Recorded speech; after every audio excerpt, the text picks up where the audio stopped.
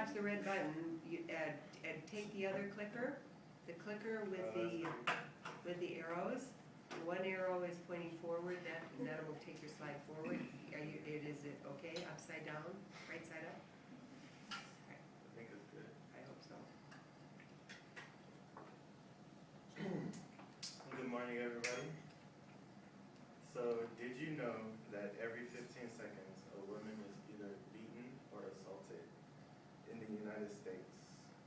Or the fact that domestic violence is the leading cause of injury amongst women, even more than car accidents, muggings, rape, and all of these combined. So the truth is domestic violence has become common in many relationships that we see today. I chose this topic because, like many of you, I have family and friends that are either going through or have been through domestic violence situations. I believe that you can all benefit from this topic because not only will you learn how damaging it is, you might also learn how to prevent it from happening to you. So I will now begin by giving an overview of what I'll be talking about today.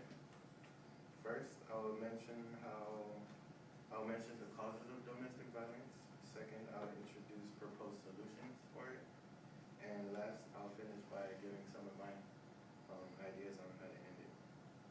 So now that I've given you a brief preview, let's jump right into the first point. Causes of domestic violence.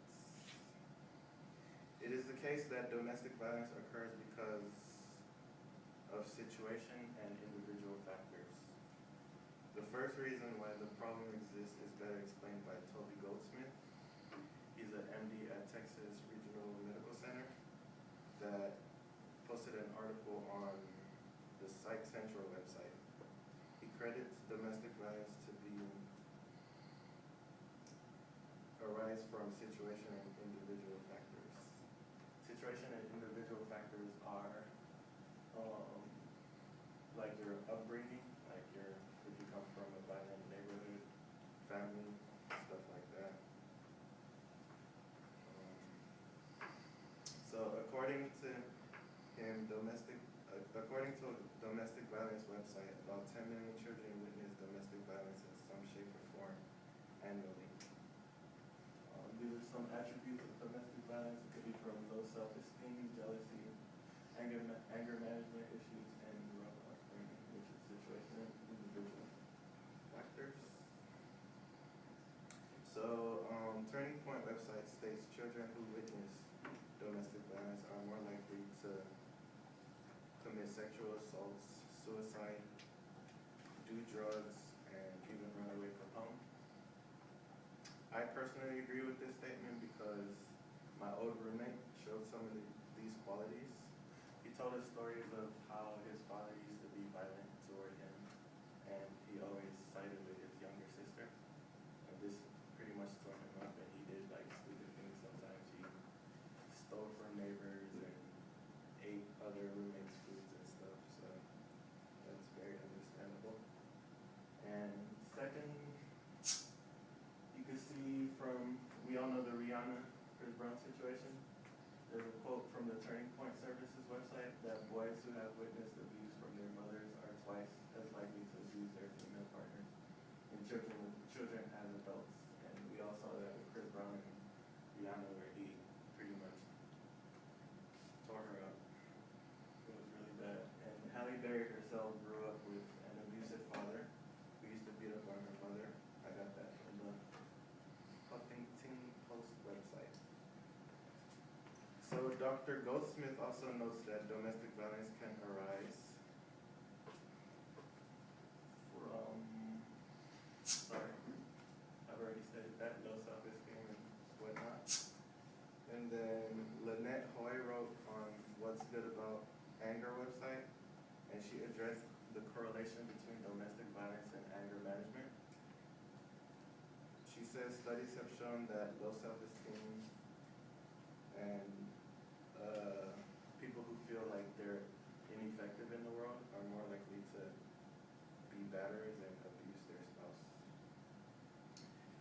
My oldest sister, Rokat, she's a mother of and she married a guy that he's not physically, he doesn't physically abuse her, but he verbally, says some negative stuff to her. And like, at first, everything was nice, like, we all liked them, her husband, and as the marriage continued and she had 2 children, he just lost, I don't know what happened, he just started, he wasn't feeling the relationship anymore, I guess. But she pretty much went through nursing school all by herself and went through the whole thing all by herself. And she's a strong woman to have, done all that and gone through it. So now that I've talked about some causes, let's take a look at some solutions that other people have attempted to end domestic violence. Santa Barbara County alone has a few solutions. They actually have 3 emergency shelters that are open to women and children for 45 days.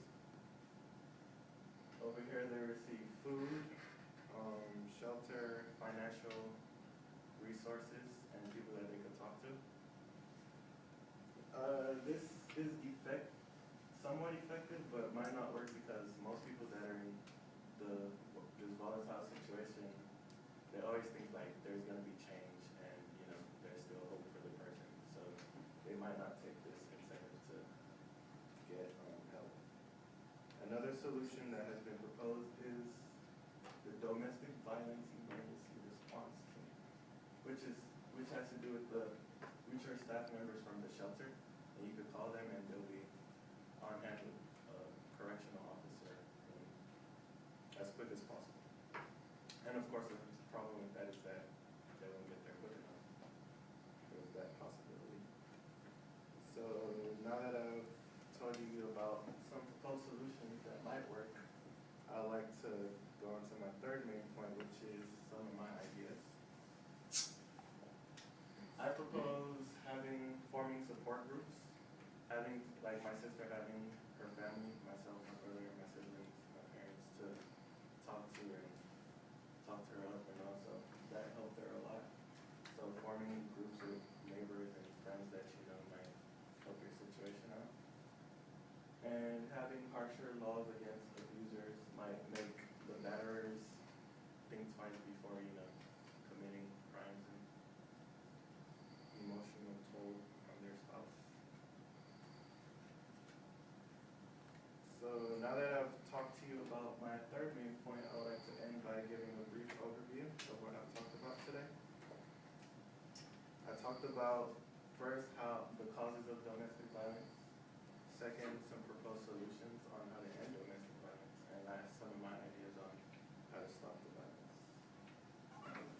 So in conclusion, ladies, think twice before you marry Mr. Opposite of Nice. And men, though you might be ashamed to get bullied by a lady,